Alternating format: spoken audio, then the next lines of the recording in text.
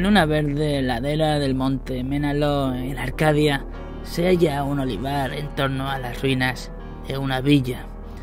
Al lado se encuentra una tumba, antaño embellecida con las más sublimes esculturas, pero sumida ahora en la misma decadencia que la casa.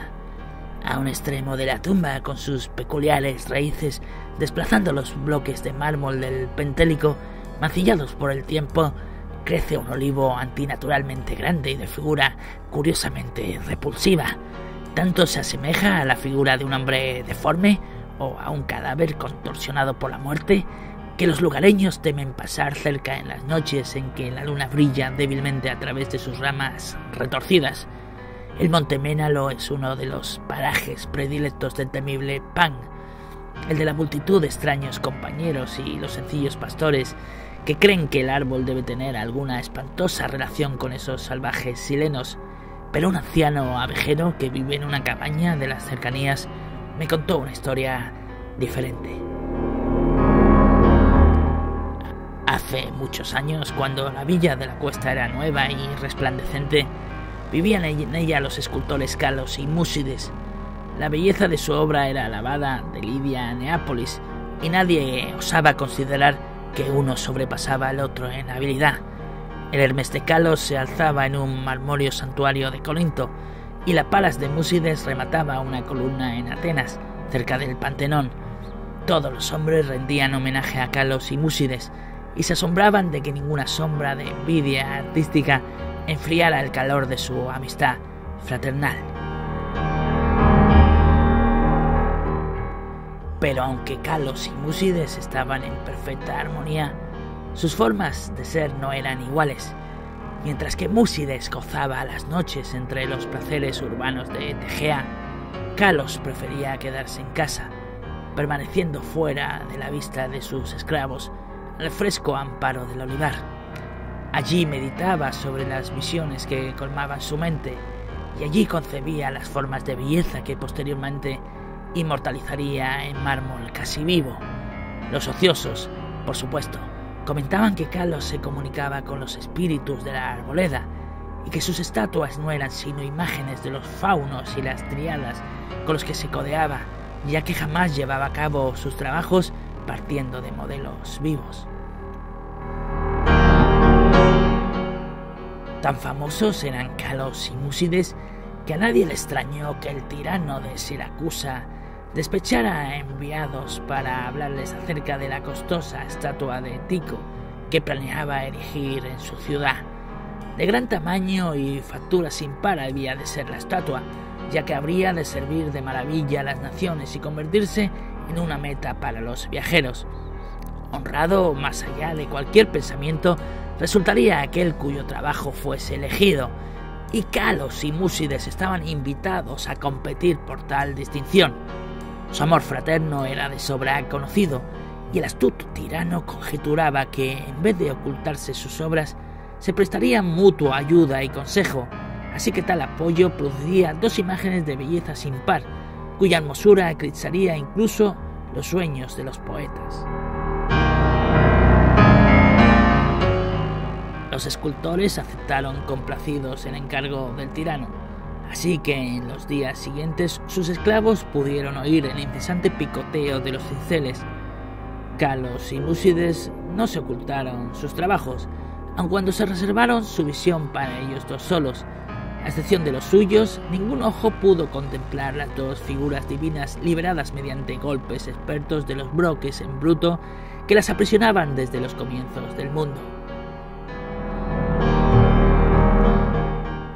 De noche, al igual que antes, Músides frecuentaba los salones de banquetes de Tegea, mientras que Calos rondaba a solas por el olivar. Pero según pasaba el tiempo, la gente advirtió cierta falta de alegría en el antes radiante Músides.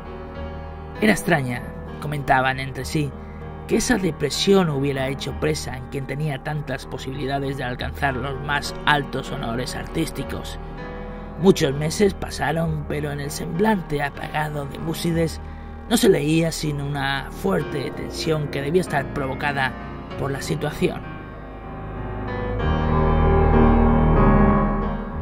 Entonces Músides habló un día sobre la enfermedad de Calos, tras lo cual nadie volvió a asombrarse ante su tristeza, ya que el apego entre ambos escultores era de sobra conocido como profundo y sagrado.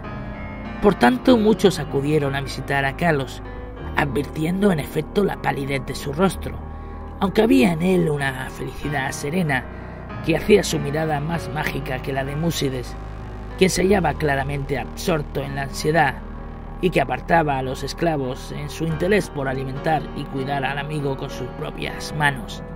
Ocultas tras pesados cortinajes se encontraban las dos figuras inacabadas de Tico, últimamente apenas tocadas por el convaleciente y su fiel enfermero.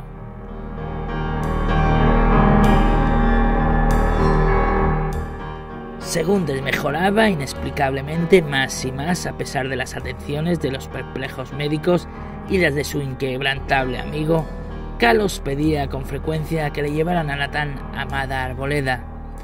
Allí rogaba que lo dejasen solo, ya que deseaba conversar con seres invisibles. Músides accedía invariablemente a tales deseos, aunque con lágrimas en los ojos, al pensar que Calos prestaba más atención a faunos y dríadas que a él. Al cabo, el fin estuvo cerca, y Calos hablaba de cosas del más allá.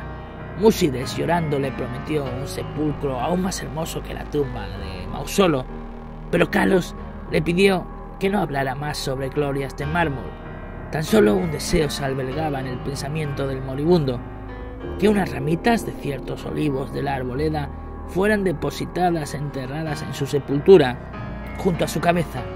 Y una noche, sentado a solas en la oscuridad del olivar, Calos murió.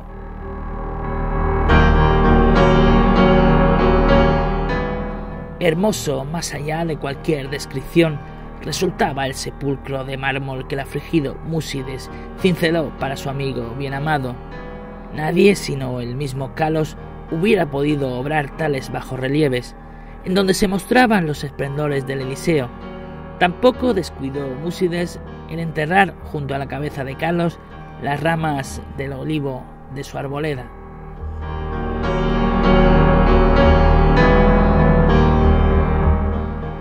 Cuando los primeros dolores de la pena cedieron ante la resignación, Músides trabajó con diligencia en su figura de Tico. Todo el honor le pertenecía ahora, ya que el tirano no quería sino su obra, o la de Calos.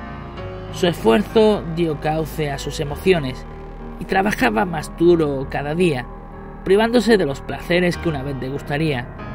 Mientras tanto, sus tardes transcurrían junto a la tumba de su amigo, donde un olivar joven había brotado cerca de la cabeza del yaciente.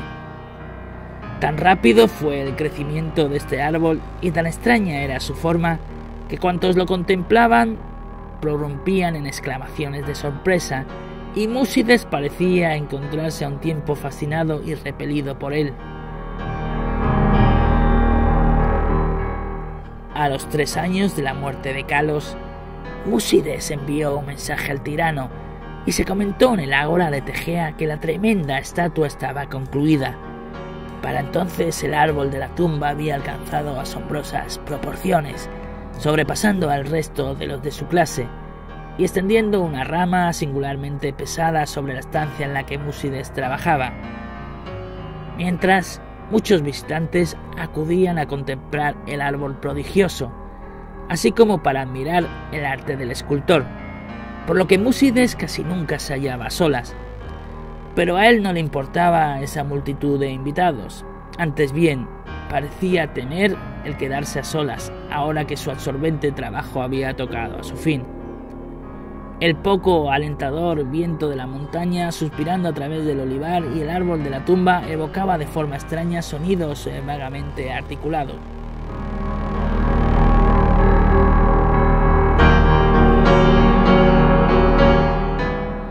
El cielo estaba oscuro, la tarde en que los emisarios del tirano llegaron a Tegea.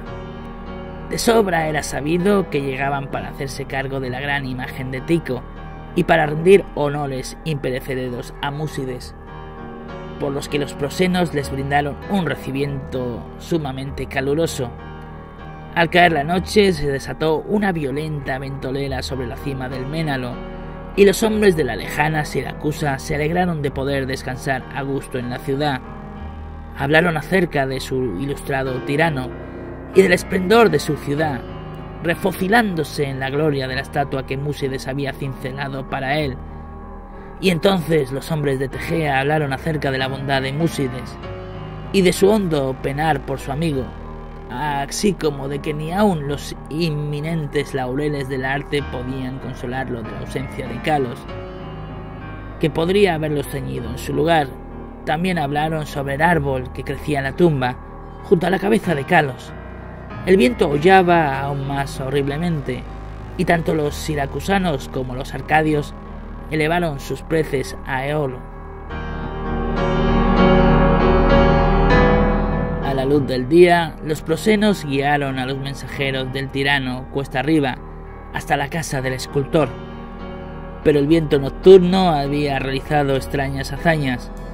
El griterío de los esclavos se alzaba en una escena de desolación, y en el olivar ya no se levantaban las resplandecientes columnatas de aquel amplio salón donde Músides soñara y trabajara.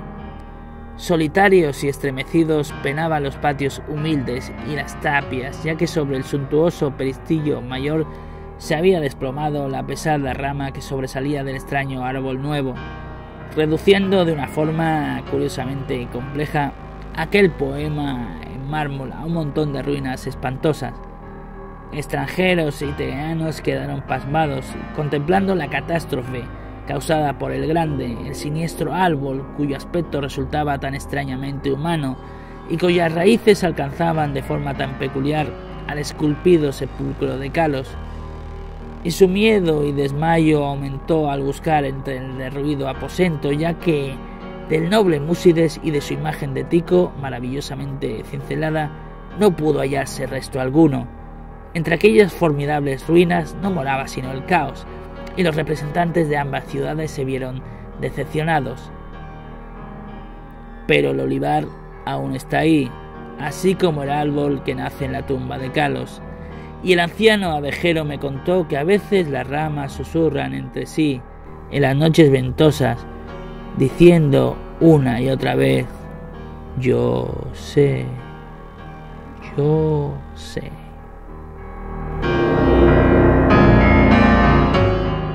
Danos un like si te ha gustado este vídeo y suscríbete a nuestro canal para más contenido de misterio y terror en Ubik TV.